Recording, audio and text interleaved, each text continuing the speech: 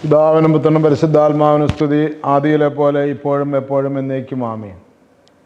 മാറാനാത്ത YouTube ചാനലുകളുടെ ദൈവവചനം കേട്ടുകൊണ്ടിരിക്കുന്ന എല്ലാ പ്രിയപ്പെട്ടവർക്കും ഒത്തിരി സ്നേഹത്തോടെ ബഹുമാനത്തോടെ ക്രിസ്തുയേശുവിന്റെ നാമത്തിൽ സ്നേഹവന്ദനം അറിയിക്കുന്നു. ഒപ്പം തന്നെ എല്ലാവരെയും ഈ ശുശ്രൂഷയിലേക്ക് സ്വാഗതം ചെയ്യുന്നു. പ്രിയമുള്ളവരെ, നമ്മൾ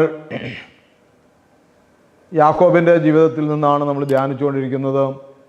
ഏശാവും യാക്കോബും തമ്മിൽ കണ്ടുമുട്ടുന്നു. അവർ കെട്ടിപ്പിടിച്ച് പരസ്പരം ചുംബിക്കുന്നു. ഇരുവരും കരയുന്നു. നീണ്ട 20 വർഷത്തെ ഇടവേളയ്ക്ക് ശേഷം വലിയ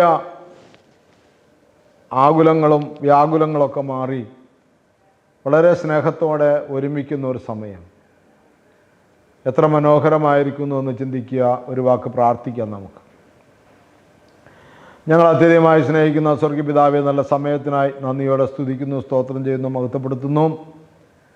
കർത്താവേ, ഇതുപോലെ നല്ലൊരു അനുഭവം ഞങ്ങളുടെ വ്യക്തി ജീവിതത്തിൽ, കുടുംബജീവിതത്തിൽ ഉണ്ടാകുവാൻ ഞങ്ങളെ സഹായിക്കണമേ എന്ന് പ്രാർത്ഥിക്കുന്നു. എല്ലാ നന്മകളാലും ഐശ്വര്യങ്ങളാലും നിറയ്ക്കണമേ. പരിശുദ്ധാത്മാവിനാൽ ഞങ്ങളെ നയിക്കണമേ. തിരക്തത്താൽ ഞങ്ങളെ കഴുകണമേ, വിശുദ്ധീകരിക്കണമേ എന്ന് പ്രാർത്ഥിക്കുന്നു.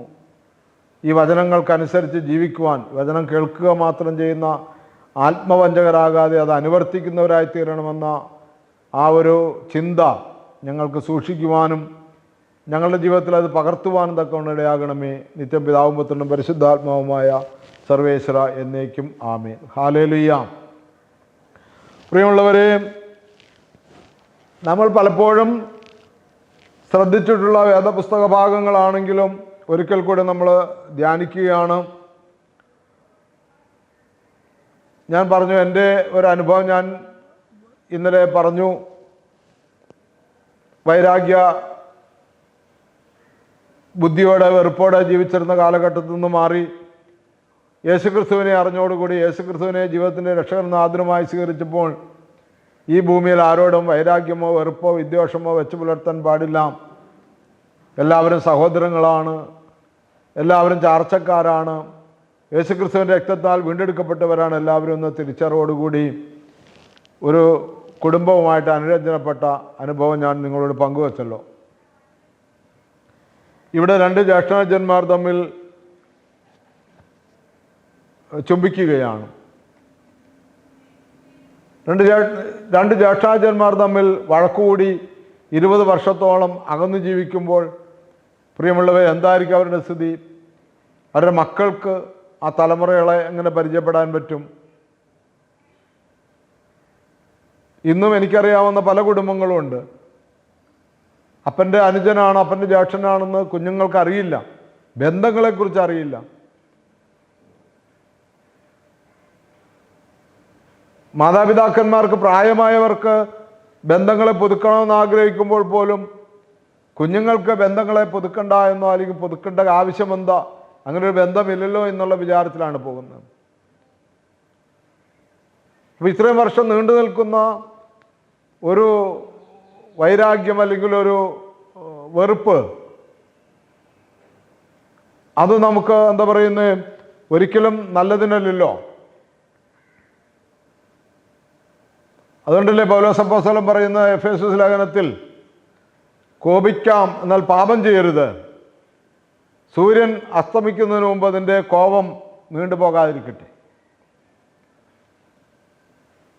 സൂര്യാസ്തമനത്തിന് മുമ്പ് നിന്റെ കോപം മാറ്റി അനുരഞ്ജനപ്പെടണമെന്ന് പറയുന്നു. കോപിക്കാം എന്നാൽ പാപം ചെയ്യരുത്. വെറുക്കപ്പെടുന്ന അനുഭവം ഉണ്ടാകരുത്. ഒരു ധാർമ്മിക രോഷം നമുക്ക് ആരിലും ഉണ്ടാകും. ചെയ്യേണ്ട കാര്യങ്ങൾ കൃത്യമായിട്ട് ചെയ്യാതെ വരുമ്പോൾ, ചെയ്യേണ്ട സമയത്ത് ചെയ്യാതെ വരുമ്പോൾ, പല രീതിയിലും നമുക്ക് ഒരു ധാർമ്മിക രോഷമുണ്ടാകും. പലരോടും, നമ്മളെക്കാളും മുതിർന്നവരോടും ചിലപ്പോൾ നമുക്കുണ്ടായെന്ന് വരും, അധികാരപ്പെട്ടവരോടും ഉണ്ടായെന്ന് വരും, നമ്മുടെ കൂട്ടത്തിലുള്ളവരോടും ഉണ്ടായെന്ന് വരും.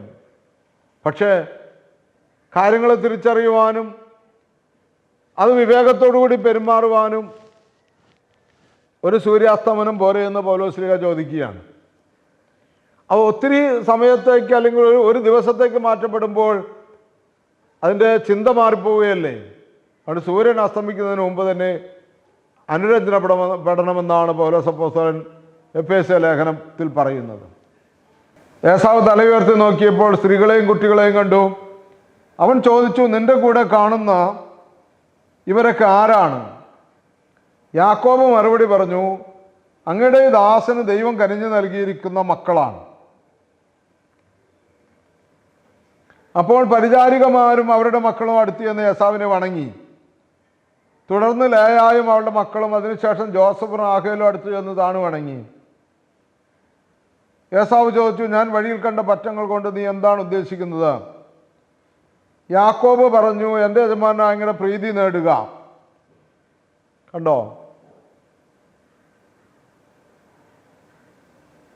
അവർ ചേട്ടനിയന്മാർ തമ്മിലുള്ള വഴക്ക് പറഞ്ഞു തീർത്തു. അവരുടെ വഴിക്ക് വിട്ടു, നമ്മളിപ്പോൾ അതിൻ്റെ ഒന്നും ആവശ്യമില്ല എന്ന് ചിന്തിക്കുന്ന ഒരു കുടുംബമായിരുന്നില്ല. യാക്കോബിൻ്റെ ഭാര്യമാർ രണ്ടുപേരും മക്കളും പരിചാരകന്മാരും ഉൾപ്പെടെ എല്ലാവരും താണുവണങ്ങുകയാണ്, ഏസാവിനെ ബഹുമാനിക്കുകയാണ്. ഇന്ന് പല കുടുംബങ്ങളിലും നമ്മുടെയൊക്കെ വീടുകളിൽ അങ്ങനെ സാധിക്കുന്നില്ല. നമുക്ക് അവരുമായിട്ടൊരു വൈരാഗ്യത്തിൽ പോണ്ട എന്ന് പറയുമ്പോൾ അതൊക്കെ നിങ്ങളുടെ ഇഷ്ടം, എനിക്ക് വൈരാഗ്യമില്ല, വിദ്യമില്ല, എന്നോട് പറയാൻ വേണ്ട, ഞാൻ ചെയ്യാത്ത കാര്യങ്ങളൊക്കെ അവരെന്നെക്കുറിച്ച് പറഞ്ഞുകൊണ്ട് ഞാനതിനൊന്നും പറയാനും കൂട്ടിലുമില്ല, നിങ്ങളായി നിങ്ങളുടെ പാട എന്ന് പറയുന്ന അനുഭവത്തിലുള്ള വീടുകളുമുണ്ട്. ഇവിടുത്തെ മാനസാന്തരം എന്ന് പറയുന്നത്, അല്ലെങ്കിൽ അനുരഞ്ജനം എന്ന് പറയുന്നത് കുടുംബം മൊത്തമാണ്, എല്ലാവരും ചേർന്നാണ്. പ്രിയമുള്ളവരെ, അവിടെ അനുഗ്രഹമുള്ളൂ എന്ന് അവർക്കറിയാം. ഏസാവ് ചോദിക്കുകയാണ്, ഞാൻ വഴിയിൽ കണ്ട പറ്റങ്ങൾ എന്താണ് ഉദ്ദേശിക്കുന്നത്? യാക്കോബ് പറയാം, എൻ്റെ യജമാനായ ഞങ്ങളുടെ പ്രീതി നേടുക. എൻ്റെ സഹോദരൻ എന്നല്ല പറയുന്നത്, യജമാനൻ. ആ വാക്കാണ് നിങ്ങൾ കൂടെ എടുത്ത് കാണേണ്ടത്, ധ്യാനിക്കേണ്ടത്. എന്നിലും ഉയർന്നു നിൽക്കുന്നവൻ സഹോദരനേക്കാൾ മുകളിലാണ്, അധികാരവും കൊടുക്കുകയാണ്. അതാണ് പ്രിയമുള്ളവരെ, അതാണ് എന്താ പറയുന്നത്, പൗലോസ്ലീഹ കൊരിന്ത്യ ലേഖനത്തിൽ പറയുന്നില്ലേ, കർത്താവിൽ നിന്ന് നമുക്ക് ദൈവത്തിൻ്റെ ജ്ഞാനവും ദൈവത്തിൻ്റെ ഹൃദയവിശുദ്ധിയും ദൈവത്തിൻ്റെ നീതിയും നമുക്ക് ക്രിസ്തു വഴി ലഭിച്ചിരിക്കുന്നു എന്ന് പറയുന്നില്ലേ.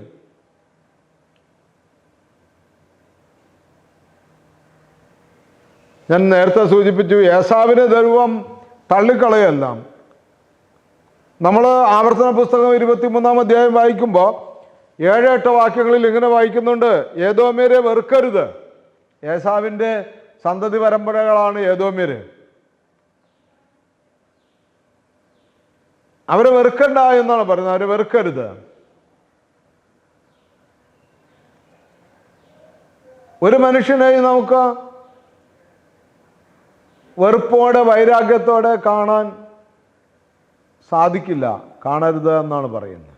നമ്മളോട് ഇങ്ങോട്ട് കാണിച്ചാലും അങ്ങോട്ട് കാണിക്കരുത്. യേശുക്രിസ്തുവിനോടൊക്കെ എത്ര വൈരാഗ്യമായിരുന്നു അന്നത്തെ പരീക്ഷ ശാസ്ത്രിമാർക്കുണ്ടായിരുന്നത്, എത്ര ദേഷ്യമാണ് ഉണ്ടായിരുന്നത്. പക്ഷേ യേശു ഒറ്റ വാക്കിൽ അവരെല്ലാം സ്നേഹിച്ചു. എന്താ? ഇവർ ചെയ്യുന്നത് എന്തെന്ന് ഇവരെ അറിയായികയാൽ, ഇവർ ചെയ്യുന്നത് എന്തെന്ന് ഇവർ അറിയായികയാൽ ഇവരോട് ക്ഷമിക്കണം. ഇവർ ചെയ്യുന്നത് എന്താന്ന് ഇവർക്കറിയുമായിരുന്നെങ്കിൽ, ആ വെളിച്ചം കിട്ടിയിരുന്നെങ്കിൽ, ആ ജ്ഞാനം കിട്ടിയിരുന്നെങ്കിൽ, എല്ലാ മനുഷ്യരും ദൈവ സദൃശ്യത്തിലാണ്, ദൈവത്തെ കണ്ടാലെന്ന പോലെ, ദൈവത്തിൻ്റെ മുഖം കണ്ടാലെന്ന പോലെ എന്ന് പറയുവാൻ എല്ലാ മനുഷ്യനും കഴിഞ്ഞിരുന്നുവെങ്കിൽ അങ്ങയുടെ പ്രീതി നേടാൻ ഈ സമ്മാനത്തിൻ്റെ ആവശ്യമില്ല എന്നുള്ളതാണ്. ഏശാവ് പറയുന്ന മറുപടി കേട്ടോ. ഏശാവ് പറഞ്ഞു, സഹോദര, എനിക്കതെല്ലാം വേണ്ടത്രയുണ്ട്, നിൻ്റേത് നീ തന്നെ എടുത്തുകൊള്ളുക. എനിക്കെല്ലാം വേണ്ടത്രയുണ്ട്. കണ്ടോ, ഒരു മനുഷ്യനെ ദൈവം ഉയർത്തുന്നത് അലസനാണെങ്കിലും ഒരു നിമിഷ നേരം കൊണ്ട് എല്ലാം നഷ്ടപ്പെടുത്തിയവൻ, എന്തിന് എനിക്ക് ജ്യേഷ്ഠാവകാശം? വിശന്ന് മരിക്കാൻ പോകുന്ന ഞാൻ ജ്യേഷ്ഠാവകാശം ചുമന്നുകൊണ്ട് നടന്നിട്ട് എന്ത് പ്രയോജനം എന്ന് പറഞ്ഞ ജ്യേഷ്ഠാവകാശത്തെ അലക്ഷ്യമാക്കി കളഞ്ഞവൻ ഇന്ന് തൻ്റെ സഹോദരനോട് പറയുകയാണ്, നിന്റെ സമ്മാനങ്ങളൊന്നും എനിക്ക് വേണ്ട, കാരണം എനിക്ക് ആവശ്യത്തിലധികമുണ്ട്. തൃപ്തമാകുന്ന അനുഭവം. എന്നെ കേൾക്കുന്ന ദൈവമക്കളെ, ദൈവം ഇവിടെ എല്ലാവരോടും തുല്യ നീതി പുലർത്തുന്നു.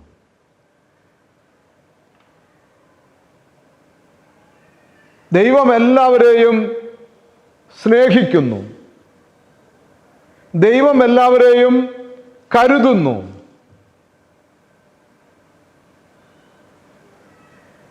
വിശന്നിട്ട് പയറുപായസത്തിനു വേണ്ടി ജ്യേഷ്ഠാവകാശം മറിച്ചു കളഞ്ഞ, വിറ്റുകളഞ്ഞ ഏശാവിനെ എല്ലാം സംതൃപ്തമായി ഭൗതിക നന്മകൾ കൊണ്ട് ഞാൻ എല്ലാവിധത്തിലും അനുഗ്രഹിക്കപ്പെട്ടിരിക്കുന്നു എന്ന് പറയുന്ന ഒരനുഭവം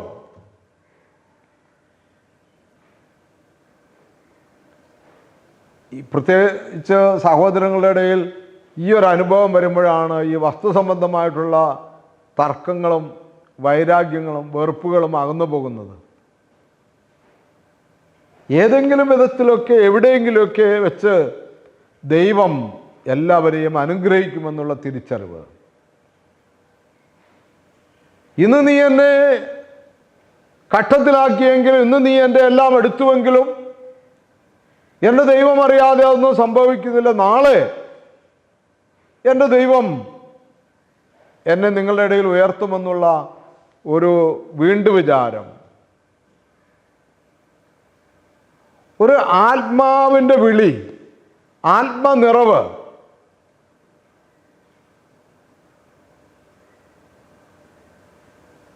ഈ ഒരു അനുഭവം ഈ ഭാഗം വായിക്കുമ്പോൾ നമ്മുടെ ജീവിതത്തിലുണ്ടാകണം. ഇന്നും അല്ലാതെ അപ്പൻ കഴിഞ്ഞ ഒരിക്കൽ ഒരു കുടുംബം എൻ്റെ അടുത്ത് പറഞ്ഞു, റോഡ് സൈഡിൽ 20 സെൻറ്റ് സ്ഥലമുണ്ടായിരുന്നു, തറവാട്ട് വക. അത് അപ്പൻ അനിയന് മൊത്തം എഴുതി കൊടുത്തു, എനിക്കൊന്നും തന്നില്ല. അതിന് പകരം ഇച്ചിരി കൃഷിഭൂമി കൂടുതൽ തന്നു, അവിടെ എനിക്ക് കൃഷി അറിയുള്ളൂ എന്ന് പറഞ്ഞു. ഇന്ന് അതിൽ നിന്ന് ഒരു 5 സെൻറ്റെങ്കിലും എനിക്കുണ്ടായിരുന്നെങ്കിൽ എൻ്റെ കുഞ്ഞുങ്ങൾക്കൊരു കടവ പണിത് അവിടെ ഇരിക്കാമായിരുന്നു എന്ന് പറയുകയാണ്. കാരണം ഒരു കാലത്ത് റോഡ് സൈഡിലെ ഭൂമിക്കൊക്കെ വില വർദ്ധിക്കാനങ്ങ് തുടങ്ങി. ഇപ്പോഴും നല്ല വിലയല്ലേ. എന്തെങ്കിലും ഒരു തൊഴിലിടം ഉണ്ടാക്കാമായിരുന്നൊരു വിചാരം. അപ്പനൊക്കെ മരിച്ചു പോയിട്ടും അത് സഹിക്കാൻ പറ്റാത്ത ഒരനുഭവം. ഞാൻ അദ്ദേഹത്തോട് പറഞ്ഞു, സങ്കടപ്പെടണ്ട. ഒരു നേരത്തെ പയറുപായസത്തിന് വേണ്ടി ജ്യേഷ്ഠാവകാശം മറിച്ചു കളഞ്ഞവനാണ്, വിറ്റ് കളഞ്ഞവനാണ് ഏശാവ്. അവൻ ഇന്ന് സകല സമ്പത്ത് കൊണ്ടും ഐശ്വര്യവാനായിരിക്കുന്നു. അതുകൊണ്ട് സമ്പത്തല്ല പ്രധാനപ്പെട്ടത്, ആത്മാവാണ് പ്രധാനപ്പെട്ടത്. ആത്മനാശം വരുന്ന ഒരു കാര്യവും ചെയ്യരുത്.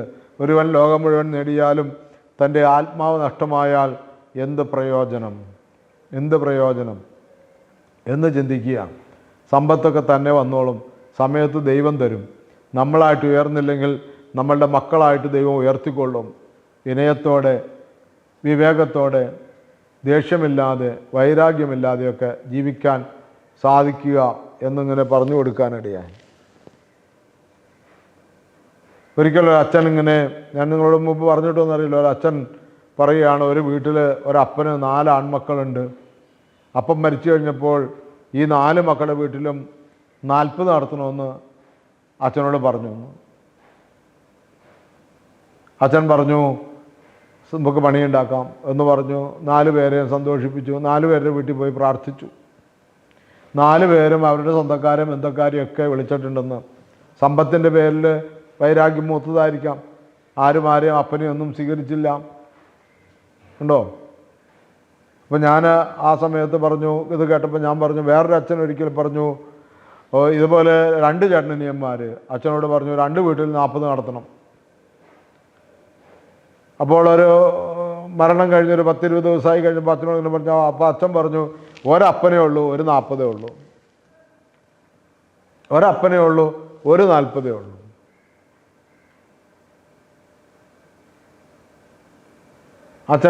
അച്ഛൻ പ്രാർത്ഥിച്ചും പ്രയത്നിച്ചും ആ ജ്യേഷ്ഠജന്മാർ തമ്മിലുള്ള വൈരാഗ്യം തീർത്തു, വഴക്ക് തീർത്തു, അവരെ അനുരഞ്ജിപ്പിച്ചു ഈ 40 മുമ്പെന്നാണ് പറയുന്നത്. ശ്രദ്ധിച്ച പ്രിയമുള്ളവരെ, അങ്ങനെയൊക്കെ ഓരോ കുടുംബങ്ങളിൽ അനുരഞ്ജനത്തിനൊരു സാധ്യതയില്ല എന്ന് പറയുന്ന സാമ്പത്തിക പ്രതിസന്ധികൾ, സാമ്പത്തിക പ്രശ്നങ്ങൾ ഇന്ന് നമ്മൾ കൊണ്ടു നടക്കുമ്പോൾ ഇവിടെ ഏശാവ് തൃപ്തനായി പറയുകയാണ്, എനിക്ക് നിൻ്റെ പാരിതോഷികങ്ങൾ എന്തിന് നിൻ്റെ പാരിതോഷികം, എനിക്കെല്ലാം നിറപടിയായി ധാരാളം ഉണ്ടല്ലോ എന്ന് പറയുകയാണ്.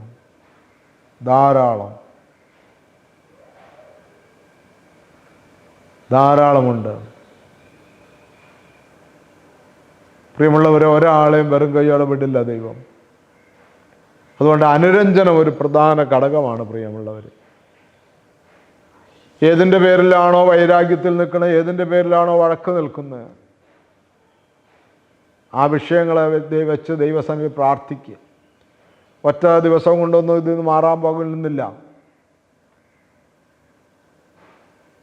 അപ്പൻ സ്വത്ത് വാങ്ങം ചെയ്തപ്പോൾ 4 സെൻറ്റ് ഭൂമി കൂടുതൽ ആർക്കോ കൊടുത്തു എന്ന് പറഞ്ഞുകൊണ്ട് സഹോദരനോടത്ത് പറഞ്ഞ് അപ്പനായിട്ട് ഉടക്കി അപ്പനെ ഉപദ്രവിച്ച് കൊല്ലപ്പെട്ടു. അപ്പൻ മരിച്ചു. ആ കൊന്ന സഹോദരൻ ജയിലിലായി. ജയിലിൽ വെച്ച് അദ്ദേഹത്തിന് ഹൃദയ സംബന്ധമായ അസുഖം പിടിപെട്ടു. അദ്ദേഹത്തെ എറണാകുളം ജില്ലാ ആശുപത്രിയുടെ ജനറൽ ആശുപത്രിയുടെ ഐസൊലേഷൻ വാർഡിൽ അഡ്മിറ്റാക്കി ആക്കി, ജയിൽ സെല്ലിൽ.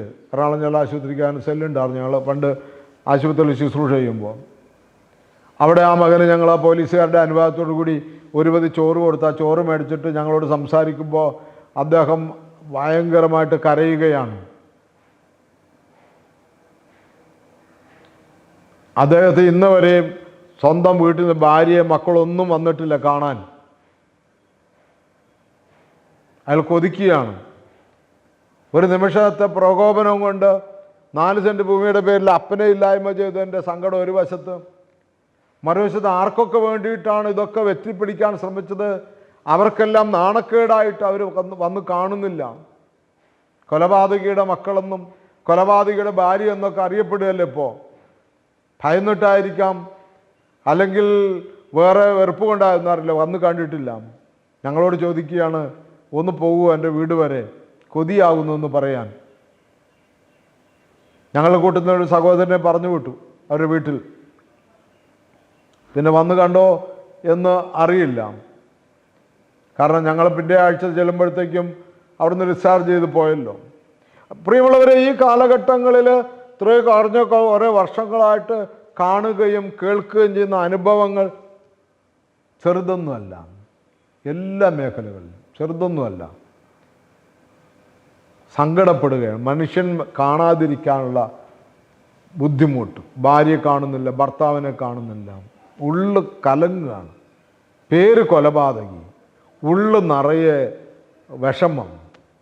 ഇതൊക്കെ സാഹചര്യങ്ങൾ കൊണ്ട് സംഭവിക്കുകയാണെന്നുള്ള തിരിച്ചറിവോടുകൂടി എല്ലാവരെയും സ്നേഹിക്കുവാനും ഒരു നിമിഷം എളിമപ്പെടാനൊക്കെ നമുക്ക് കഴിയുന്നില്ലെങ്കിൽ നമ്മളുടെ ജീവിതത്തിന് എന്ത് വില, എന്തർത്ഥം?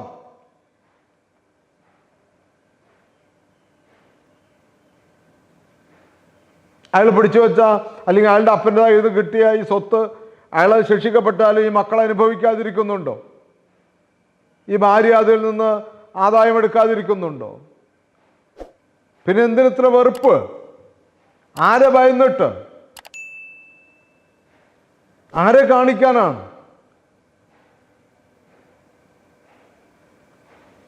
നിമിഷ നേരങ്ങളിലുണ്ടാകുന്ന പ്രലോഭനങ്ങളൊക്കെ പ്രിയമുള്ളവരെ, അത് മറക്കാനും പൊറുക്കാനൊക്കെ കഴിഞ്ഞില്ലെങ്കിൽ നമ്മൾ പിന്നെ എന്താണ് മനുഷ്യത്വം എന്ന് പറയുന്നത്? എന്താണ് ദൈവത്വം എന്ന് പറയുന്നത്? നമുക്ക് പ്രാർത്ഥിക്കാം. അങ്ങനെയുള്ള മേഖലകളിലൊക്കെ നമുക്ക് അഭിഷേകം കിട്ടാൻ, അനുരഞ്ജനത്തിൻ്റെ അഭിഷേകം കിട്ടാൻ വേണ്ടി നമുക്ക് പ്രാർത്ഥിക്കാം. ഓരോരുത്തരും സമർപ്പിക്കുക, അവരവരുടെ ജീവിതങ്ങളെ സമർപ്പിക്കുക. ഏതൊക്കെ മേഖലകളിലാണ് അഭിഷേകം കിട്ടേണ്ടതെന്ന് സമർപ്പിക്കുക. ഏതൊക്കെ മേഖലകളിലാണ് തൃപ്തി വരാത്തതെന്ന് പരിശോധിക്കുക. ഹല്ലേലൂയ, സ്തോത്രം. പരിശുദ്ധ അമ്മേ, ദൈവമാതാവേ, സകല വിശുദ്ധന്മാരെ, ശുദ്ധിമതികളെ പ്രാർത്ഥിക്കണമേ. യേശുവിൻ്റെ നാമത്തിൽ ചോദിക്കുന്ന കൃപയുടെ കേട്ട് ഉത്തരം തരുമാറാകണമേ. ആമേൻ. സ്തോത്രം കർത്താവേ, നന്ദി.